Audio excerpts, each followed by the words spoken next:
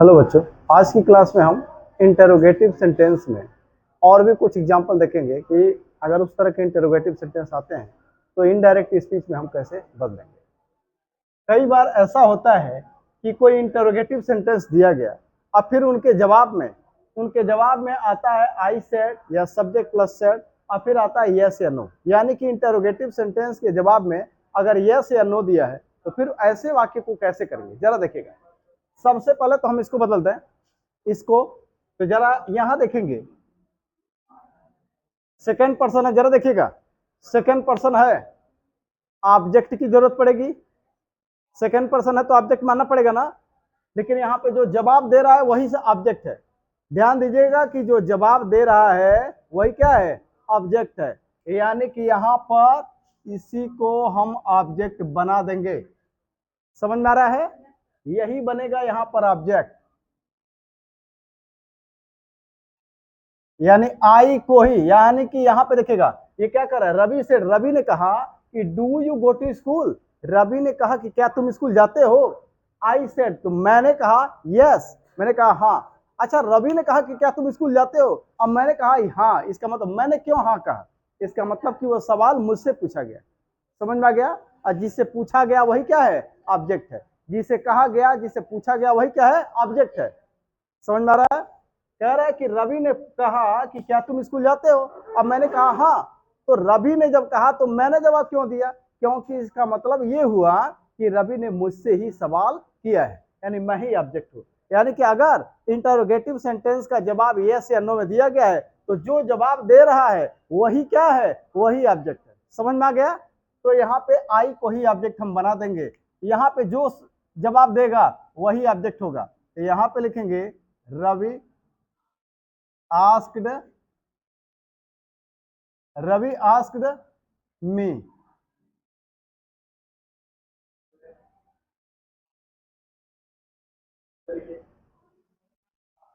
Ravi asked me, समझ में आया। आगे देखिएगा, अब यहां लिखा है do you go to school. अब सुनिएगा, यहां जो डू लिखा है हेल्पिंग वर्ब से शुरू हुआ, हेल्पिंग वर्ब से शुरू हुआ तो क्या करेंगे, क्या लिखेंगे, कामा के जगह पे क्या लिखेंगे, हेल्पिंग वर्ब से शुरू हुआ तो कामा के जगह पे आप लिखेंगे इफ या वेदर, इफ या वेदर। और अगर आर दिया हो या इफ दिया हो पहले से तो आप क्या लिखेंगे, केवल वेदर ही लिखेंगे। लेकिन अगर ये दो चीजें नहीं है तो आप इफ भी लिख सकते हैं, वेदर भी लिख सकते हैं। समझ में आया। अगर पहले से आर या इफ दिया है रिपोर्टेड स्पीच में, कामा के अंदर रिपोर्टेड स्पीच में अगर आर या इफ दिया है तो केवल वेदर ही लिखेंगे। और अगर आर या इफ नहीं दिया है तो इफ भी लिख सकते हैं, वेदर भी लिख सकते हैं। चलिए हमने इफ लिखा, इफ।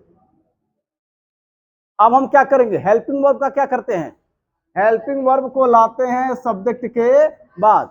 लेकिन एक बात और ध्यान दीजिए, अगर डू डज है, डू डज से शुरू हुआ, डू डज से शुरू हुआ और अगर सब्जेक्ट के बाद नॉट नहीं है, सब्जेक्ट के बाद से नॉट नहीं है, नॉट नहीं है, डू डज से शुरू हुआ लेकिन सब्जेक्ट के बाद से नॉट नहीं है तो हम डू डज को क्या कर देंगे, हटा देंगे। डू डज को क्या कर देंगे, कल बताए थे। तो देखिएगा, अगर डू डज से शुरू हुआ है ना, डू डज से शुरू हुआ रिपोर्टेड स्पीच, तो अगर रिपोर्टेड स्पीच डू डज से शुरू हुआ और सब्जेक्ट के बाद से नॉट नहीं है तो डू डज को हटा देंगे। बाकी हेल्पिंग वर्ब को नहीं हटाते हैं, अगर सब्जेक्ट के बाद से नॉट नहीं है तो केवल डू डज को हटाते हैं। समझ में आ गया। कब, अगर डू डज से शुरू हुआ है यानी सब्जेक्ट के पहले डू डज है। ध्यान से सुनिएगा, ध्यान से सुनिए। अगर सब्जेक्ट के पहले डू डज है, सब्जेक्ट के पहले डू डज है और सब्जेक्ट के बाद से नॉट नहीं है तो डू डज को हटा देंगे। समझ में आ रहा है। फिर से सुनिएगा, अगर सब्जेक्ट के पहले देखिए, अगर आया है ऐसे do does plus subject, do does plus subject, ऐसे आया है डू फिर सब्जेक्ट, डू प्लस सब्जेक्ट, या ऐसे आ गया question word do does plus subject. यहां भी देखिए सब्जेक्ट के पहले डू डज है, यहां भी सब्जेक्ट के पहले डू डज है। अगर इस तरह का स्ट्रक्चर है तो सब्जेक्ट के बाद से अगर नॉट है तब तो डू डज को सब्जेक्ट के बाद कर देंगे, अगर नॉट नहीं है सब्जेक्ट के बाद तो डू डज को हटा देंगे। समझ में आ रहा है? आ रहा है समझ में? तो यहाँ पे देखिए सब्जेक्ट के बाद से नॉट नहीं है तो हम डू डज को क्या कर देंगे, हटा देंगे। अब यहाँ पे यू को चेंज करें, यू आपका सब्जेक्ट है, सेकंड पर्सन है, ऑब्जेक्ट के अनुसार बदलेंगे तो क्या हो जाएगा, आई हो जाएगा ना, आई। अब गो, अब देखिए ये प्रेजेंट इनफिनिट टेंस है, प्रेजेंट इनफिनिट को बदल देते हैं पास्ट इनफिनिट में, रिपोर्टिंग वर्ब पास्ट टेंस में है तो, या सब्जेक्ट प्लस वर्ब के फर्स्ट फॉर्म को बदल देंगे सब्जेक्ट प्लस वर्ब के सेकंड फॉर्म में, तो यहाँ पे हो जाएगा वेंट, हो जाएगा यहाँ पर वेंट। आया समझ में? I went to school, school, full stop, full stop. मैंने कहा ना कि यहाँ पे जो जवाब दे रहा है वही ऑब्जेक्ट है। आई को, आई सब्जेक्ट है ना, ऑब्जेक्ट बनाना हो तो आई का क्या होता है, पैसिव वॉइस पढ़े हैं, आई को सब्जेक्ट बनाते हैं, ऑब्जेक्ट बनाएंगे तो क्या होगा, मी, वी का क्या होगा, अस, हिम, सी का क्या होगा, हर, सी का हर, ही का हिम, दे का देम, होता है ना। तो अगर यहाँ आई है तो मी हो जाएगा, वी है तो अस, ही है तो हिम, सी है तो हर, दे है तो देम, और नाउन है तो नाउन ही रह जाएगा। समझ में आ गया? अब आगे देखिए यहाँ लिखा है आई सेड यस। देखिए अगर जवाब दिया गया है यस या नो में तो उसका दो तरीका है, क्या है वो दो तरीका, उसको यहाँ नीचे बॉक्स में मैंने लिखा है।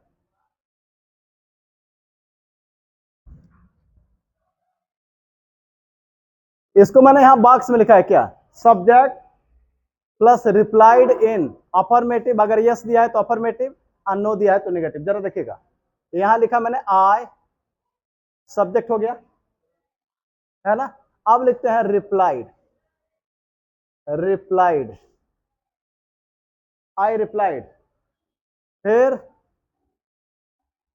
इन, आई रिप्लाइड इन, यस दिया है तो क्या लिखें, अफर्मेटिव, लिखेंगे अफर्मेटिव।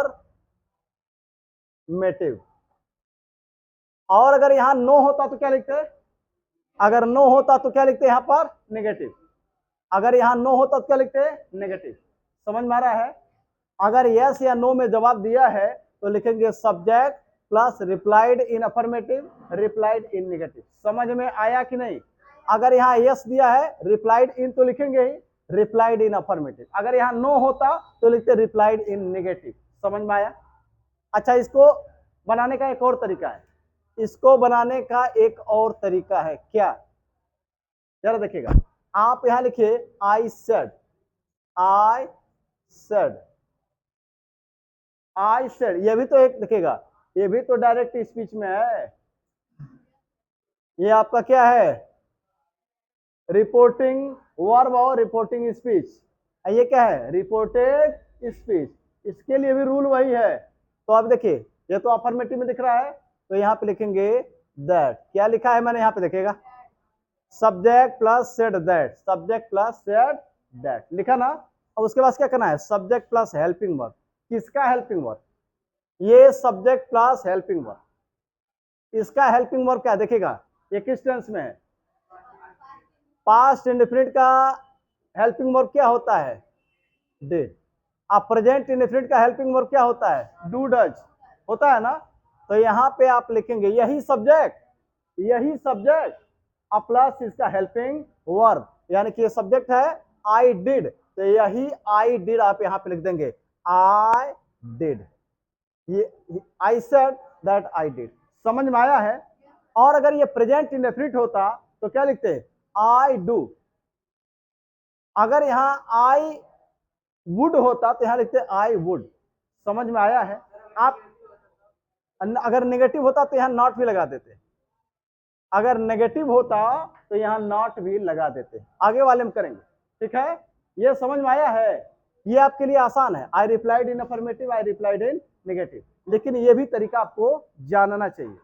मतलब कैसे किया हमने, देखिएगा बिल्कुल नरेशन का रूल लागू होगा, reporting speech, reporting verb, reporting speech, reported speech. अब यहाँ पे लिखेंगे आई सेड, कामा को हटाएंगे तो क्या लग जाएगा, दैट, कामा को हटाएंगे तो क्या लगेगा, लग जाएगा ना, अफर्मेटिव दिखाई दे रहा है। और फिर आप यही सब्जेक्ट और इसका हेल्पिंग वर्ब, ये जिस टेंस में है, ये सब्जेक्ट आई और इसका हेल्पिंग वर्ब क्या है, डिड। समझ में आया है आपको? तो ये दोनों तरीका है, या तो लिखिए आई रिप्लाइड इन अफर्मेटिव, या I said that I did. समझ में आया? आगे बढ़े, दूसरे वाले में देखते हैं, प्रयास करते हैं, ठीक है, दूसरे वाले में प्रयास करते हैं, ठीक है। मनीषा सेड, मनीषा ने कहा, मनीषा ने कहा, अब इसको मिटा देना, केवल आपको समझाने के लिए लिखे थे, इसकी जरूरत नहीं है। मनीषा ने कहा did you see the Taj Mahal, क्या तुमने ताजमहल देखा? ही सेड नो, उसने कहा नहीं। देखिए सेकंड पर्सन है, ऑब्जेक्ट की जरूरत पड़ेगी कि नहीं पड़ेगी, सेकंड पर्सन है, ऑब्जेक्ट की जरूरत पड़ेगी, तो ऑब्जेक्ट कौन होगा, यही बन जाएगा आपका कौन, जो जवाब दिया है वही क्या बनेगा, ऑब्जेक्ट। समझ में आ रहा है? तो ही को ऑब्जेक्ट बनाएंगे तो क्या होगा, हिम। तो यहां लिखेंगे मनीषा आस्क्ड,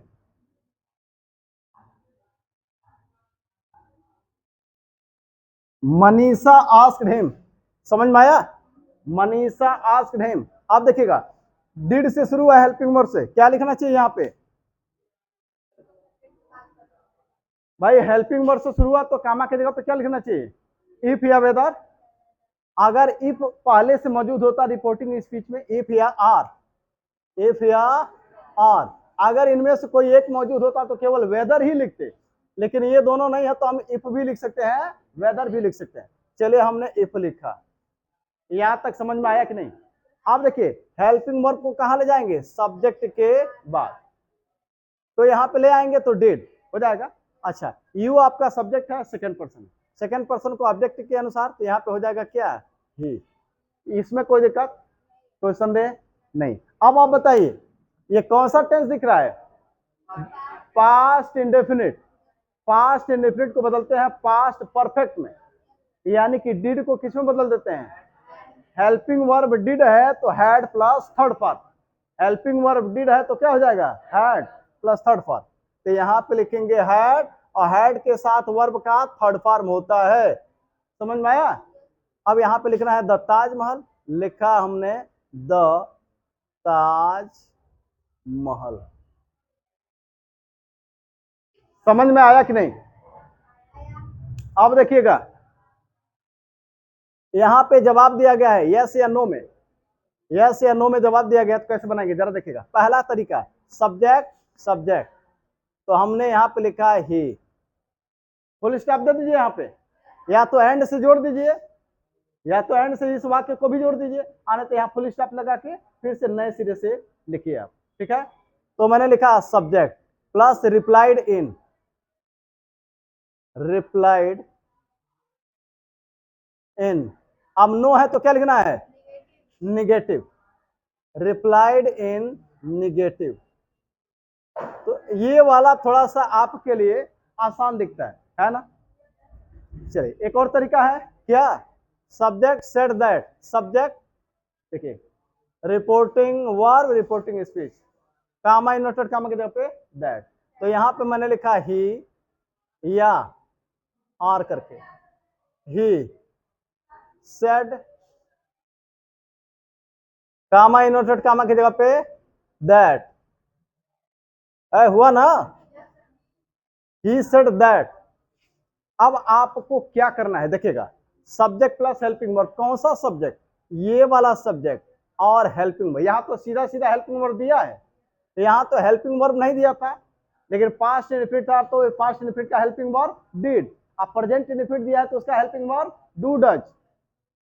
समझ में आ गया? तो पास्ट इंडेफिनिट था तो हमने यहाँ पे आई डिड लिखा, अगर प्रेजेंट इंडेफिनिट होता तो आई डू या डू लिखते, या ही डज, जो भी होता लिखते। यहाँ पे देखिए यही सब्जेक्ट, ये सब्जेक्ट लिखा, हेल्पिंग वर्ब देखो ये सब्जेक्ट है आपका, यही आपका सब्जेक्ट है, और यही आपका हेल्पिंग वर्ब है कि नहीं है।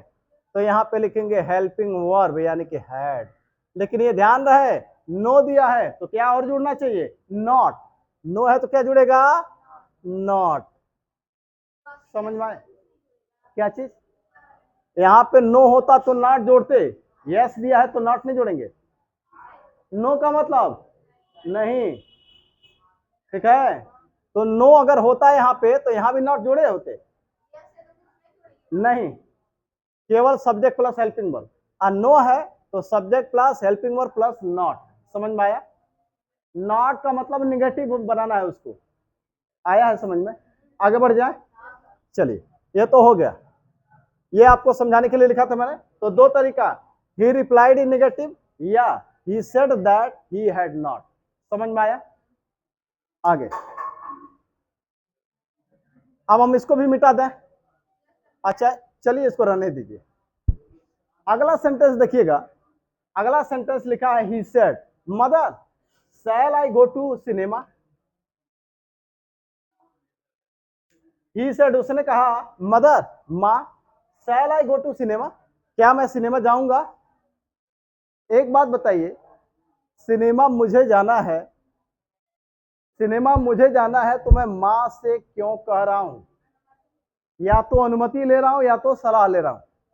तो देखिएगा, अगर अगर यहां आए शैल प्लस सब्जेक्ट, शैल प्लस सब्जेक्ट,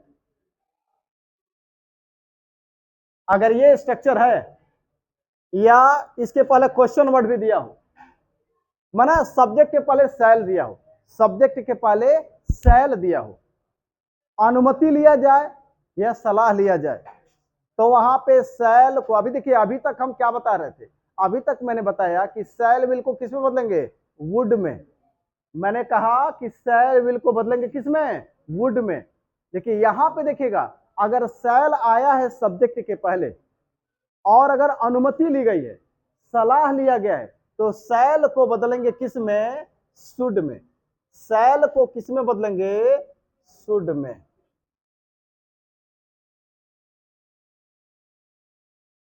बात समझ में आई है मेरी। जैसे कह रहा है कि he said mother shall I go to cinema, उसने कहा माँ क्या मैं सिनेमा जाऊंगा। ये एक तरीके से अनुमति ली गई, तो अनुमति ली गई या सलाह लिया गया या निवेदन किया गया, तो वहां पे शैल को बदल देंगे किस में, शुड में। समझ में आ गया, समझ में आया कि नहीं। तो यहाँ पे शुड में, अभी तक क्या बदल रहे थे किसमें, अभी तक हम शैल और विल दोनों को वुड में बदल रहे थे, लेकिन यहाँ पे मैंने कहा कि अगर शैल आया है सब्जेक्ट के पहले और अनुमति या सलाह ली गई है तो शैल को बदल देंगे शुड में। तो यहाँ लिखेंगे ही आस्क्ड। एक बात बताइए, यहाँ पे ऑब्जेक्ट क्या है, mother. He said mother shall I go to cinema, उसने कहा माँ क्या मैं सिनेमा जाऊंगा। यहाँ पे किससे कहा गया, मदर से।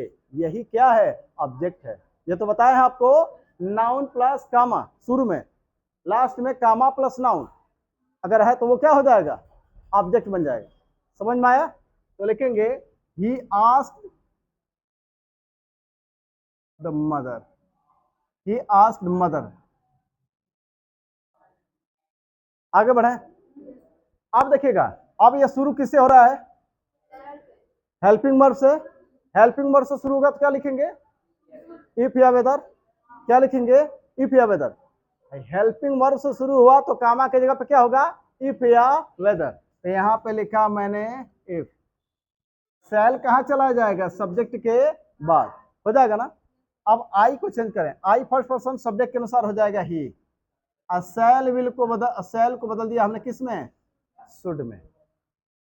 समझ में आ गया, शुड गो टू सिनेमा। यहां हो गया he asked mother if he should go to cinema, हो गया ना। क्वेश्चन मार्क हट जाएगा। भाई इंटेरोगेटिव को जब हम बदलते हैं इनडायरेक्ट स्पीच में तो क्वेश्चन मार्क हट जाता है, क्या लग जाता है, फुल स्टॉप। फुल स्टॉप जरूर देंगे, ठीक है। अब यहां इसको देखिएगा जब, Rohan said to me, Rohan ने मुझसे पूछ कहा, क्या कहा रोहन ने, how shall I solve this question, this question. Rohan ने मुझसे कहा कि मैं यह सवाल कैसे हल करूंगा। क्या लग रहा है, आई के पहले शैल है, सब्जेक्ट के पहले शैल है। रोहन ने कहा मुझसे, how shall I solve this question, कि मैं यह सवाल कैसे हल करूंगा। यही है ना। तो आपको क्या लगता है यहां पे क्या कहा गया? आस्क्ड मी, क्वेश्चन वर्ड से शुरू हुआ तो कामा की जगह पे क्वेश्चन वर्ड ही रहेगा। देखिए, why, when, how, why, who, ये सब चीजें आ जाए तो इन्हीं को कामा की जगह पे लिखते हैं, यानी कि यहाँ पे क्वेश्चन वर्ड ही रहेगा। अच्छा, अभी मैंने अभी बताया आपको कि जब उसने कहा कि how shall I solve this question, मैं यह सवाल कैसे हल करूंगा, सवाल मुझे हल करना है तो मैं न बताऊंगा कि मैं कैसे हल करूंगा, मैं आपसे क्यों पूछ रहा हूं। इसका मतलब है कि कहीं ना कहीं मैं आपसे सलाह आपसे ले रहा हूं। आया समझ में? तो जब शैल आया हो सब्जेक्ट के पहले, समझ में आ रहा है, सब्जेक्ट के पहले शैल हो, सलाह लिया गया या अनुमति ली गई, निवेदन किया गया, तो आप क्या कर देंगे, शैल को बदल देंगे शुड में, है ना। तो अब देखिएगा, शैल तो आ जाएगा यहाँ पे, और आई रोहन के अनुसार क्या हो जाएगा, ही, शैल को बदल देंगे शुड में। तो Rohan asked me how he should solve, this को बदल देंगे किसमें, दैट में, क्वेश्चन, कामा, कामा इनवर्टेड कामा हटा, क्वेश्चन मार्क हटा, फुल स्टॉप लगा। समझ में आया कि नहीं आया? एक दो क्वेश्चन और देखते हैं, इंटरोगेटिव आज खत्म कर रहे हैं।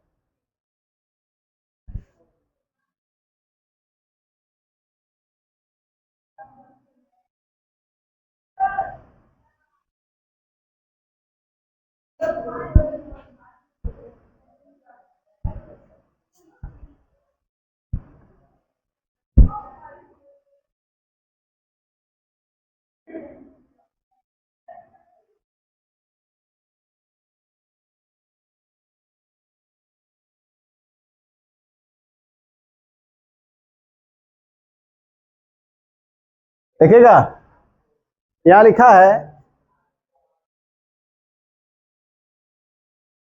ही सेड टू मी, उसने मुझसे कहा, क्या, हु आर यू, तुम कौन हो। क्वेश्चन मार्क से शुरू हुआ कि नहीं हुआ, हुआ ना। अब देखिएगा, तो हो जाएगा ही, और ये कितना क्वेश्चन था, चार, ये पांचवा है। तो he asked me, comma inverted कामा की जगह पे क्या लिख देंगे, क्वेश्चन वर्ड ही हो जाएगा। तो ये क्वेश्चन वर्ड हो जाएगा हु। आप देखिएगा हेल्पिंग वर्ब कहां जाएगा, सब्जेक्ट के बाद जाएगा कि नहीं। अब यू आपका है सब्जेक्ट यहां पर, by question word, helping verb, subject, subject को यानी कि यू, सेकंड पर्सन है, ऑब्जेक्ट के अनुसार बदलेंगे, यानी यू को मी के अनुसार है, और ये सब्जेक्ट है तो क्या हो जाएगा यहाँ पर, आई हो जाएगा ना। सुनिएगा मेरी बात सुनिए, सेकंड पर्सन है ना, ऑब्जेक्ट के अनुसार बदलेंगे, ठीक है, और यू सब्जेक्ट है तो मी के अनुसार आई, कोई कंफ्यूजन नहीं। अब देखिए आर तो आ गया है यू के बाद, तो ईज आर एम को किस में बदल देंगे, ईज आर एम बदल जाएगा किसमें, वाज वर में, आई के साथ वाज की बात, आई के साथ वाज। तो ये सेंटेंस आपका कंप्लीट हुआ, he asked me who I was. समझ में आया?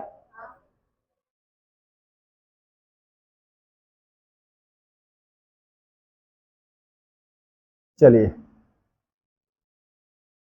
दो सेंटेंस और देखते हैं।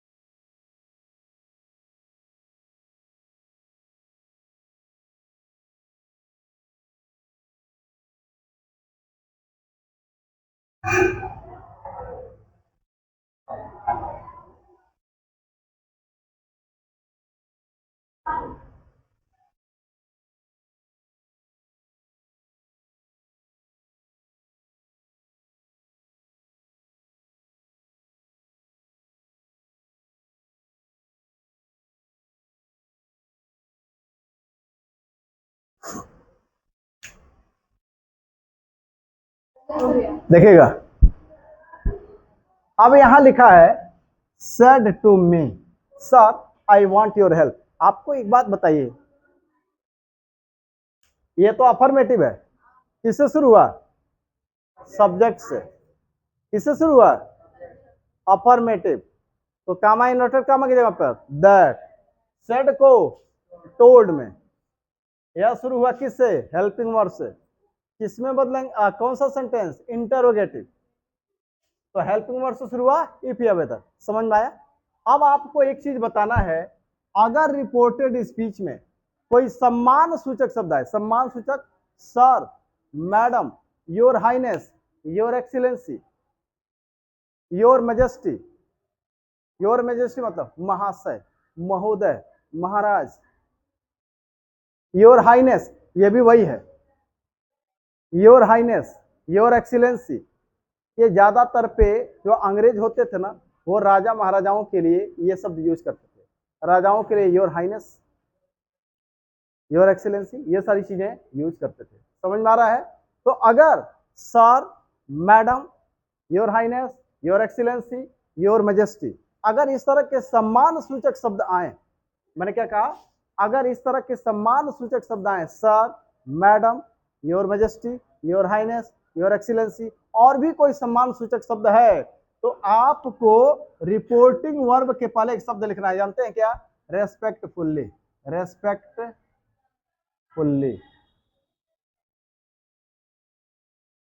क्या लिख देंगे? रेस्पेक्टफुल्ली। जैसे यहां पे लिखेंगे। अब एक बात बताइए, सेड को आस्क्ड में बदले कि टोल्ड में? क्योंकि ये अफर्मेटिव सेंटेंस है, असर्टिव सेंटेंस है। भाई देखिए, असर्टिव में अफर्मेटिव भी आएगा, निगेटिव भी आएगा, दोनों आ जाएगा। तो यहां पे लिखेंगे कि रेस्पेक्टफुल्ली। ये रेस्पेक्टफुल्ली कहां लगाएंगे? रिपोर्टिंग वर्ब के पहले। रिपोर्टिंग वर्ब के पहले। ही रेस्पेक्टफुल्ली टोल्ड मी। अगर नहीं बदलना होता तो सेड लिखते। भाई देखिए, ऑब्जेक्ट ना होता तो केवल सेड ही लिखते ना, ऑब्जेक्ट है तो सेड को टोल्ड में बदल दिया। तो ही रेस्पेक्टफुली टोल्ड मी। समझ में आ रहा है?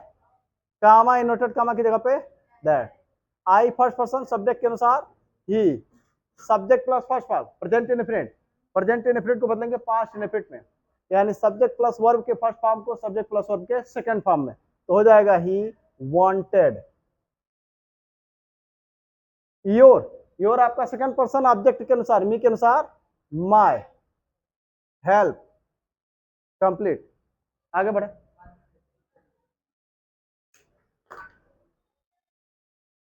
ये समझ में आया है? अगला सेंटेंस, यही last. He said to her. एक बात बताइए, यह तो शुरू हुआ आपका हेल्पिंग वर्ब से, हुआ ना? तो हेल्पिंग वर्ब से शुरू हुआ, इफ या वेदर लगाएंगे, सेड को आस्क्ड में बदलेंगे, होगा ना? हाँ लिखेंगे, तो ये रेस्पेक्टफुली आ जाएगा रिपोर्टिंग वर्ब के बाद, तो हो जाएगा ही रेस्पेक्टफुली आस्क्ड, ही रेस्पेक्टफुली आस्क्ड हर।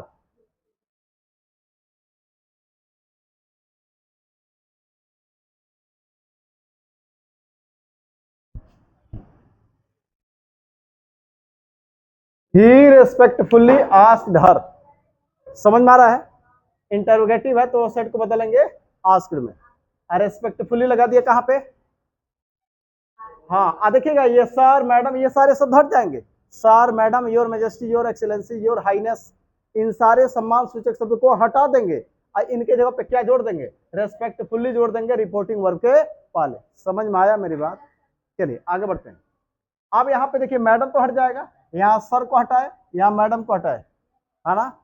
अब यहाँ देखिए में, ये कहाँ चला जाएगा?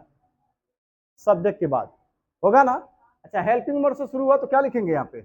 इफ या वेदर लिखेंगे ना। अब आई फर्स्ट पर्सन है, सब्जेक्ट के अनुसार क्या हो जाएगा? ही। अब मे को बदल देंगे किस में? माइट में। He respectfully asked her if he might come in. Come in को गो में बदलें क्या? कम इन कि गो इन? Come in.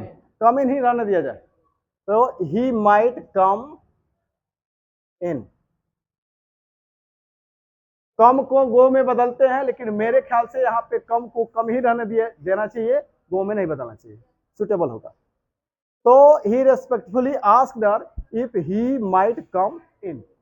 समझ में आया? तो मैंने अधिकांश इंटरोगेटिव सेंटेंस में भी अधिकांश चीजों को मैंने कवर किया है। अगर कुछ होगा तो अगले में बता देंगे, नहीं तो ये मान के चलिए कि यहाँ पे ये क्या है, इंटरोगेटिव लगभग समाप्त है।